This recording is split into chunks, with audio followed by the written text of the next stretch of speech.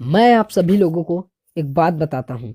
आप लोग यकीन करें या ना करें, विश्वास एक ऐसा शब्द है, एक ऐसा पावरफुल वर्ड है। अगर आप इसे अपने जीवन में उपयोग करते हैं तो आप याद रखिए कि आपके जीवन में कितनी भी बड़ी दुख, चाहे कितनी भी विपत्ति क्यों ना आ जाए, आप अपने उस विश्वास के द्वारा उसे हरा सकते हैं। और आप लोग ये भी जान लीजिए कि विश्वास एक पॉजिटिव शब्द है और ये अच्छाई पर ही काम करती है। बाइबल में बहुत से ऐसे दास हैं जिन्होंने मसीह यीशु के नाम पर, परमेश्वर के नाम से विश्वास करके बड़े बड़े चमत्कार किए हैं। उदाहरण के तौर पर आप मूसा को देख सकते हैं। क्या कोई भी इंसान बिना विश्वास किए, बिना आशा के समुद्र को दो भाग कर सकता है? बिल्कुल नहीं। लेकिन आप मूसा को देख सकते हैं। बाइबल के पुराने नियम में निर्गमन 14 अध्याय को आप पढ़ लेना, मैं इसे शॉर्टकट में बताता हूँ। मूसा ने परमेश्वर के ऊपर विश्वास किया और परमेश्वर ने लाल समुद्र को दो भाग कर दिया। यहाँ तक कि जो समुद्र था, लाल समुद्र, उसके अंदर परमेश्वर ने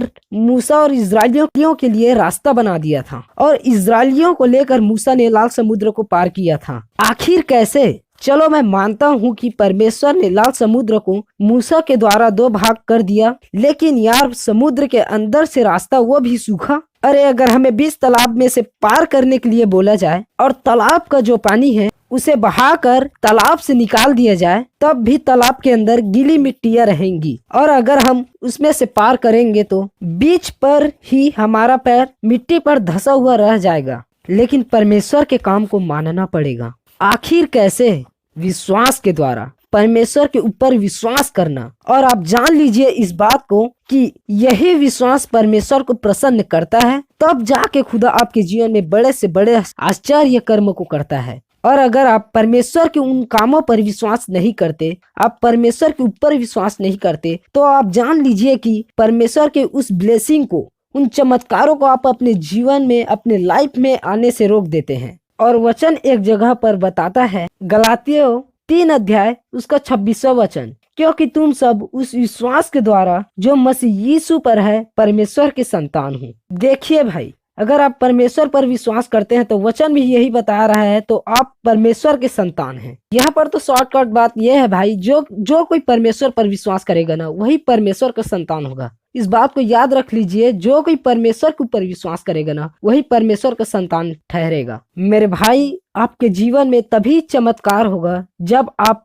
खुदा पर विश्वास करेंगे। तो याद रख लीजिए इस बात को, आपके जीवन में तभी चमत्कार होगा जब आप परमेश्वर के ऊपर विश्वास करते हैं। और मैं आपको यह भी बता दूं कि आप विश्वास के बिना परमेश्वर को प्रसन्न नहीं कर सकते, क्योंकि वचन भी यही बताता है। इब्रानियों 11 अध्याय उसके 6वें वचन पर लिखा है, और विश्वास बिना उसे प्रसन्न करना अनहोना है, क्योंकि परमेश्वर के पास आने वाले को विश्वास करना चाहिए कि वह है और अपने खोजने वालों को प्रतिफल देता है। मेरे भाई, मैं आपको एक बात बता देता हूँ, आप इस संसार में किसी के ऊपर ज्यादा विश्वास मत कीजिए, ज्यादा भरोसा मत कीजिए, क्योंकि कोई यहाँ पर अपना नहीं है सिवाय परमेश्वर के। आप मान लीजिए इस बात को, क्योंकि दुख के समय आपका कोई साथ नहीं देता मेरे भाई सिवाय परमेश्वर के। आप परमेश्वर के ऊपर निर्भर रहिए, आप परमेश्वर के ऊपर विश्वास कीजिए और खुदा के लिए विश्वास योग्य व्यक्ति बने रहिए। तब खुदा आपसे प्रसन्न रहेगा